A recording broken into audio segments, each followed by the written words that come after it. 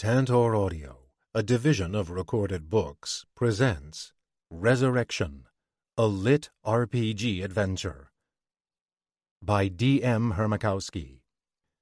Narrated by Paul Boehmer. Prologue. June 6th, 2065. Ryan Jennings realized they were in trouble as soon as the alarms started blaring.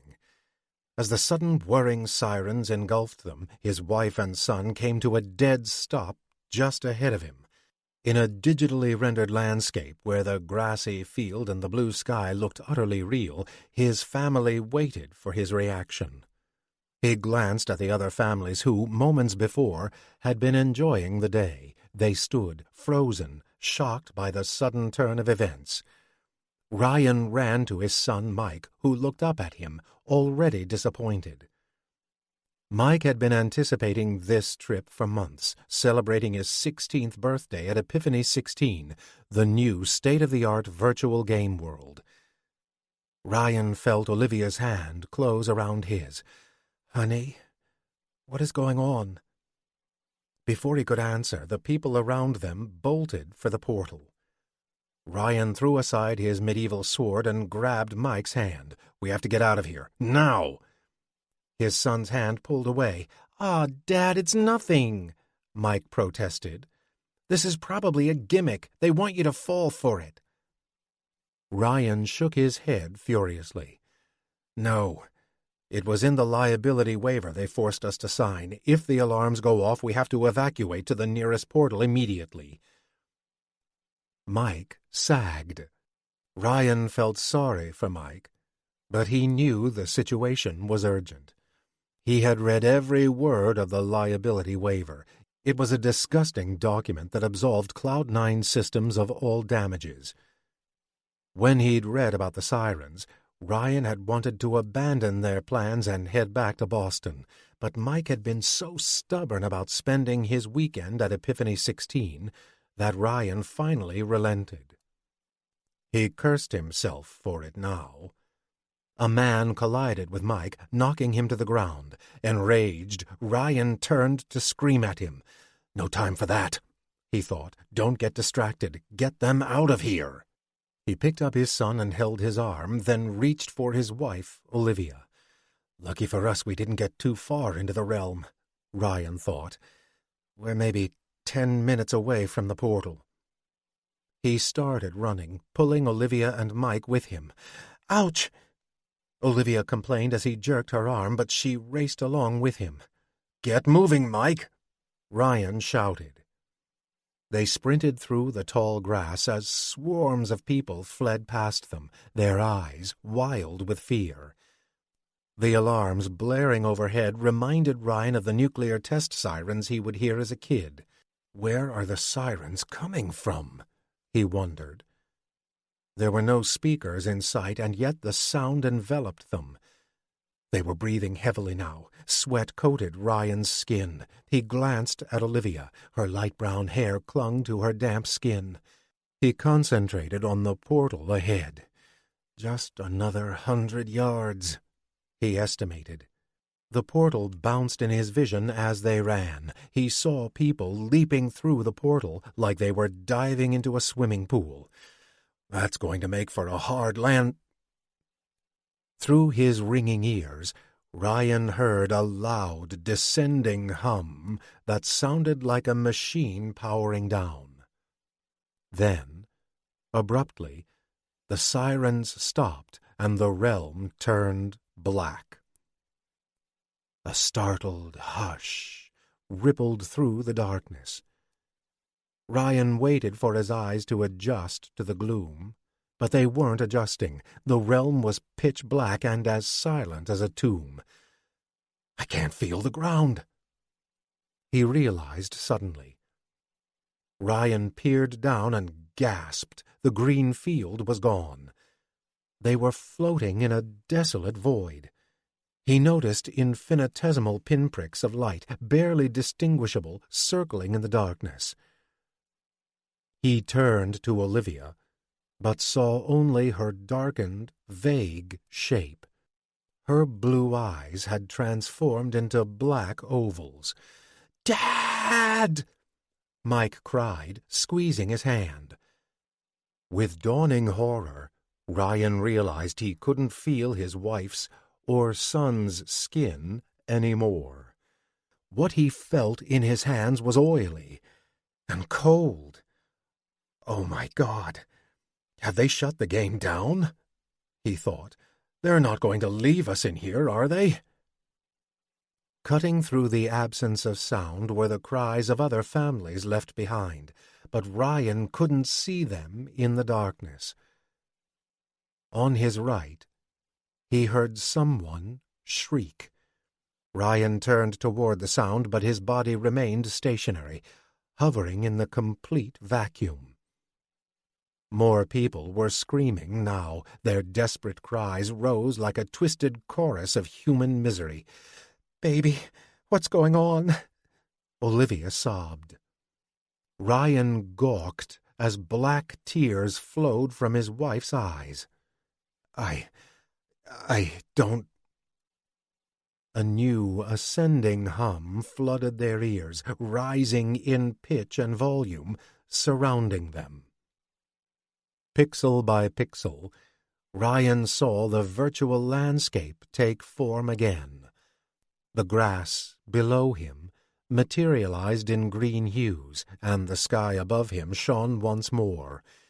He watched in astonishment as his bones, muscles, and skin traced new lines along his recoloring body. He glanced at Olivia and saw her blue pupils redrawn over the white globes of her eyes. The people around him were numbed, silent again. In an instant that seemed to last forever, they stared at their family members in complete shock. Then someone yelled, and absolute panic ensued. The horde of people charged for the portal. Ryan, Olivia, and Mike raced with them. The surrounding families shouted and screamed. Ryan saw someone go down and get trampled by the crowd.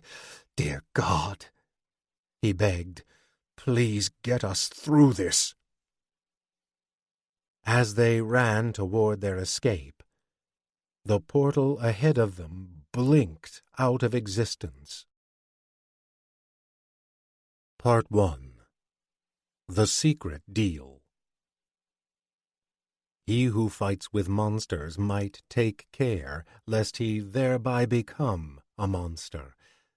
And if you gaze for long into an abyss, the abyss gazes also into you. Beyond Good and Evil. Friedrich Nietzsche. Breach. January 13th, 2073. Jake stood on the porch of his rented house and watched as Senator Will Harris approached. The senator was tall and wore a slick raincoat, his head tucked in from the driving rain. Jake saw his breath drift above him in the frigid night air. "Did you transfer the money from your private account?" Jake asked. Yeah. It should be there now," Harris said, shivering. "Where did you park?" "I didn't. I took a telepod from the Senate chamber to Old Central Park Station." Jake grunted.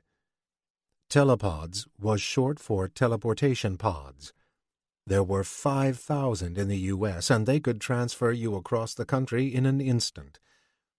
They were also extremely expensive to use and inaccessible to people like Jake. "Do you have any tracking devices, any cells?"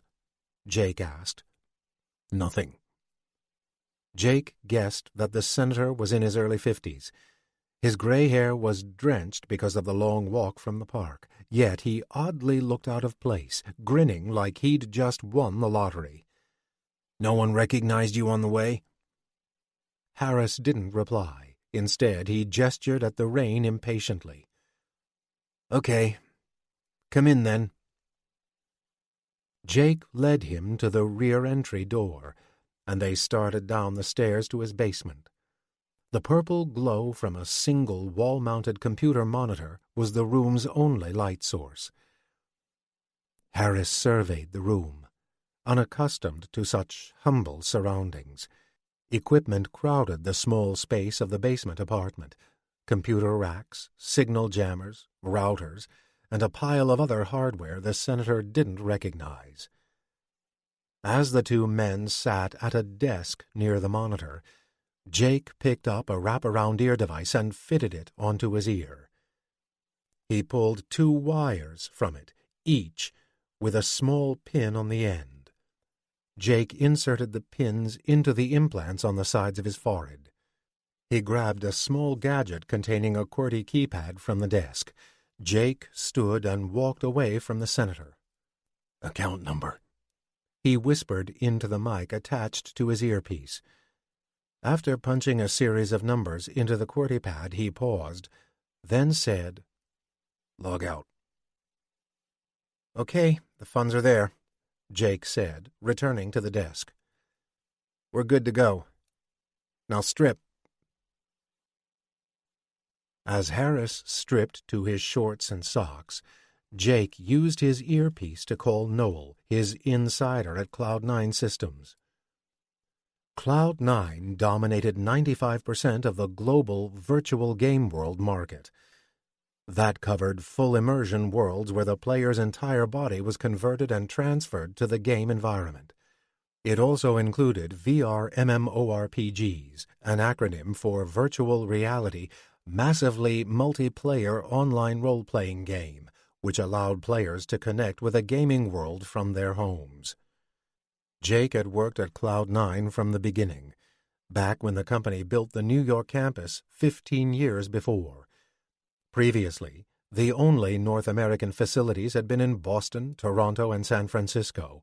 Now, the New York installation was the headquarters to all of Cloud9's operations. Noel wasn't answering the call. "Where are you?" Jake muttered. The senator looked on, concerned. Jake was about to disconnect when Noel finally answered. Yeah, okay," Jake replied into the mic attached to his ear device. "Is everything ready?" He listened. "And Nevin has cleared Vlad out?" Vlad was Cloud9's lead engineer and the only person who could possibly thwart their plans. Jake nodded, ended the communication, and turned to the senator. "Man, I cannot wait for this," Harris said, grinning. "You're big on these retro game worlds, aren't you?" The senator laughed. "I'm big on everything, played on all the platforms but this one. I never thought I'd get the chance." Jake grunted. He was beginning to loathe the senator. Captain of industry. Has played on every platform. "Wish I had that much disposable income," he smirked. "Well, now I do." Jake tapped one of 20 small metal implanted insertion devices, better known as IIDs, that ran along the senator's body. They looked like input jacks. There were 4 on his head, both front and rear, 3 along each arm and leg, and 4 circling his torso and back. Because the devices had so many functions, IIDs were federally mandated. The operation would occur on your 15th birthday and was viewed as a day surgery. You were in and out within a few hours. Still, many refused the medical procedure, declaring their 33rd Amendment rights, known as the My Body rights. Just 2 IIDs would determine a patient's vitals, such as blood pressure and oxygen saturation. 4 pins would enable the user to interact with augmented reality programs. All 20 pins would get you a virtual, full-body massage. They were also used for full immersion gaming, linking third-generation quantum computers with injectable, biocompatible nanoparticles. "Are all of these IIDs functional?" The senator grinned. "Oh, yeah. I just got back from Aurora Sky." Jake grunted. Aurora Sky was one of the most expensive virtual game worlds, reserved solely for the powerful and financial elite. You have nothing else that is trackable? Nope. Clean as a whistle. Where's your earpiece? Back at the office? Jake looked Harris over carefully, searching for scars or other marks.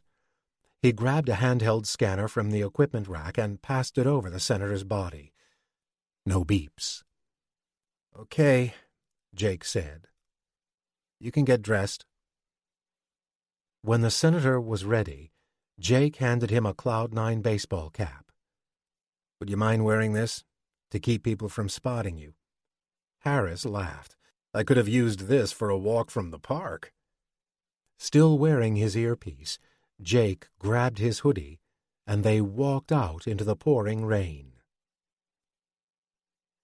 Jake and the senator slogged through the downpour to the Cloud9 campus. Give me the rundown, Jake said. Huh? He stopped and grabbed the senator's shoulder. Everything you remember about Epiphany 16. The senator appeared to be reciting something from memory. Right. One of the first online multiplayer game worlds designed by Hiroshi Kudo and decommissioned by your gang of senators. Jake interrupted. Harris shrugged. Sure, but I felt the data never supported shutting it down. The senator folded his arms. I voted against it. What else? Jake asked. I can use the dedicated portals to travel to and from each realm. Only after they've been enabled. Jake corrected, and those portals can access the landing zone if you get into trouble. Harris laughed. I won't get into trouble. Jake shook his head, incensed. Look, man, you better take this fucking seriously. I have my money, so what do I care?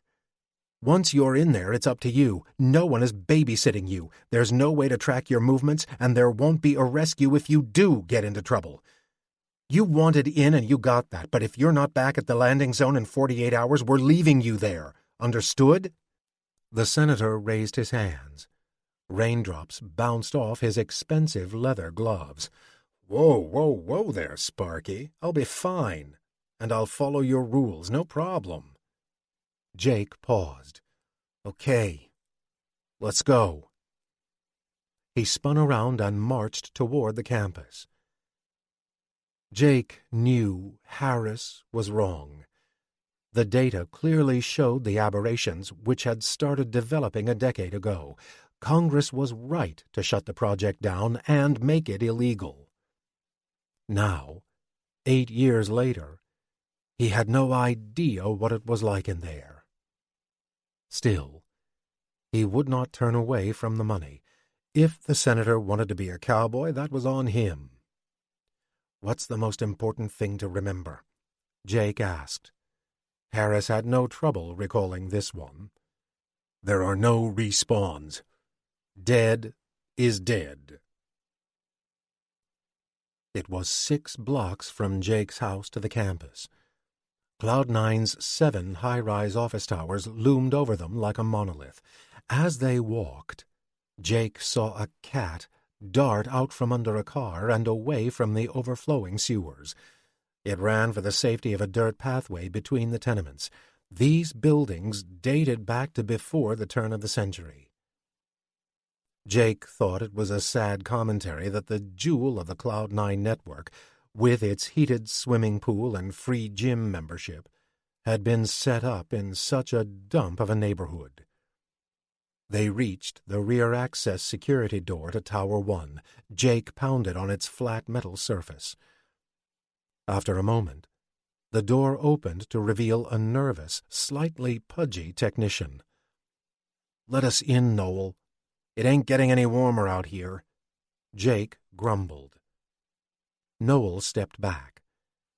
As the 2 men entered the stairwell, the technician appeared starstruck. Pleased to meet you." Jake looked incredulously at Noel, shaking his head.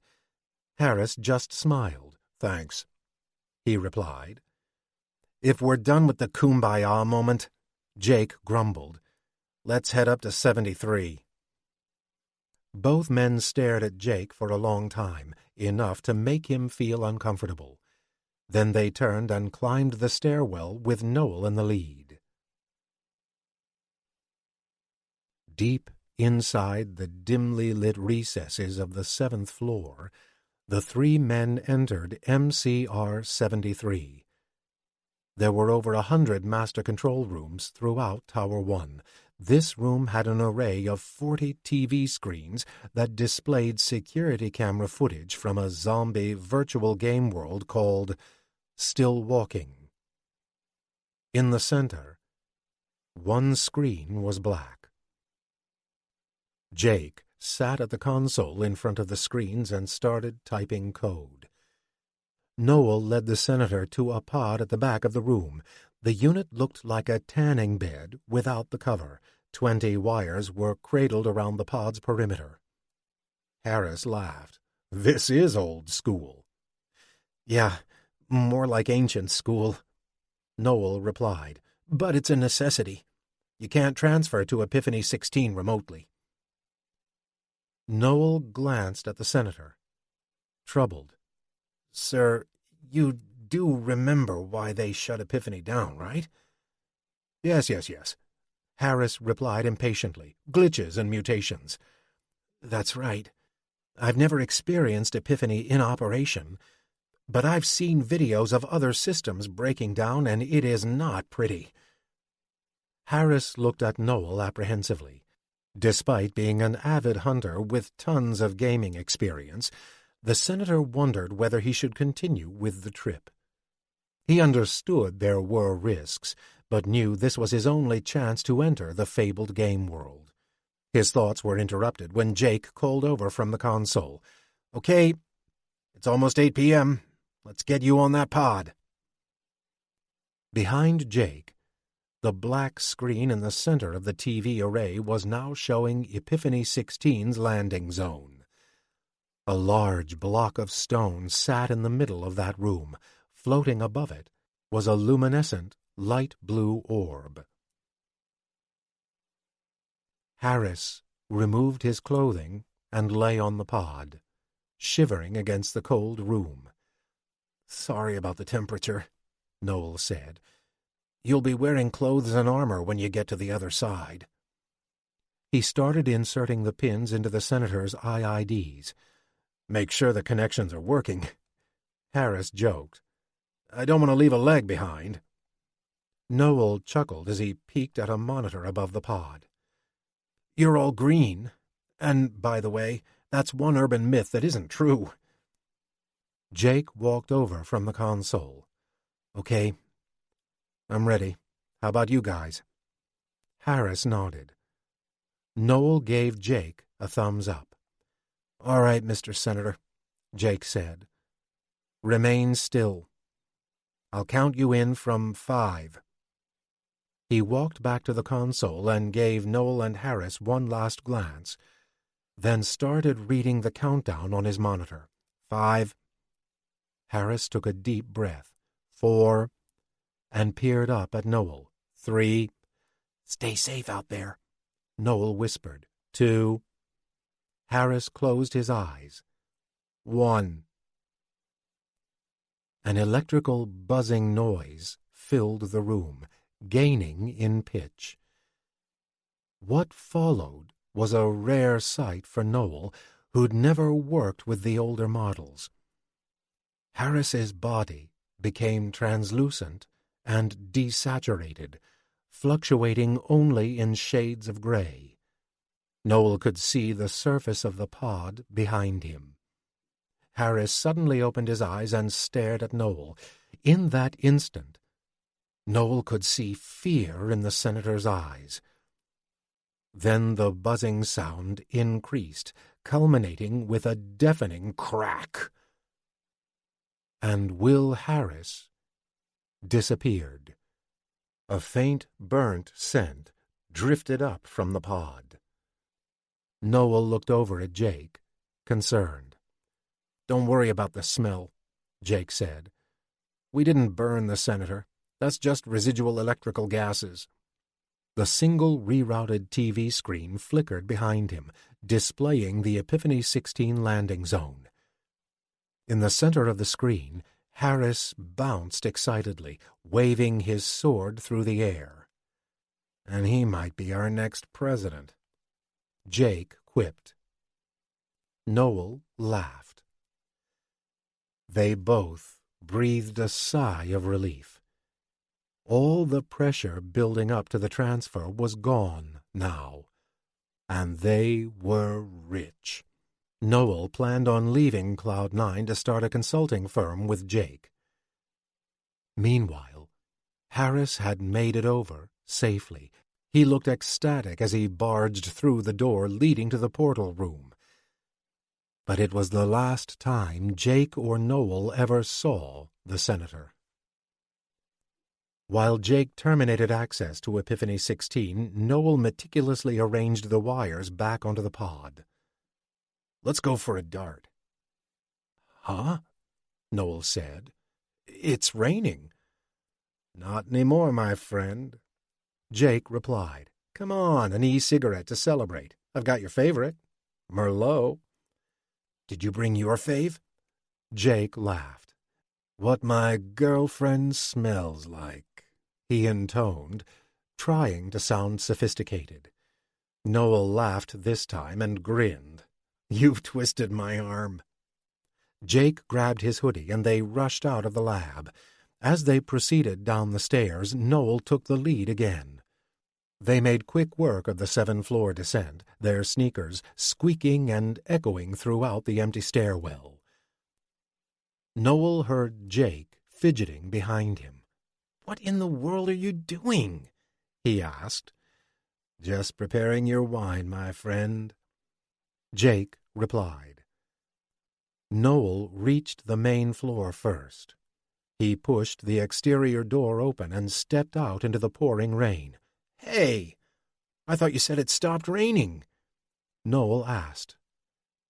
He turned around to see Jake standing in front of the closed exterior door. Then he saw a glint of metal and immediately understood. "Sorry, Noel," Jake said as he fired the gun. The Recruits. Damon. January 19th, 2073. Damon had just managed to get some shut-eye when his damned cell phone started vibrating. Sleep had been a rare thing to come by over the last 20 years. He was used to sleeping with one eye open, but having Angie assigned to the African mission along with him had definitely improved the quality of his sleep. Crashing with a fellow soldier was part of that. The other part was sharing a bed with her again. He gazed at her outline against the moonlit sky. She was beginning to stir. He reached for his cell. The display read 1:53 a.m. "Yeah, Damon here," he groaned. Angie sat up, bleary-eyed, and pulled the bedspread over her chest. "Damo, it's Starkey." Damon smacked his hand against his forehead. A call from Starkey in the middle of the night meant it was bad news. Stark never contacted him for trivial matters. When he called, it meant the mission had become complicated. "We need you back here stateside, Damo." "Stark, I just got here." Starkey ignored the reply and didn't say a word. He waited in silence. Years ago, Damon would have raged, yelling and cursing about late changes to his mission plans. He had even more reason to be angry on this one. It was Stark who'd sent him to Africa in the first place, to take down the leaders of a religious sect who were streaming the executions of innocent people. Damon wanted this one, and he wanted to stay assigned with Angie. That was a rare opportunity. He had every right to yell at Stark. But that was the old Damon. He wasn't a rageaholic anymore. There was a lot of water under that bridge.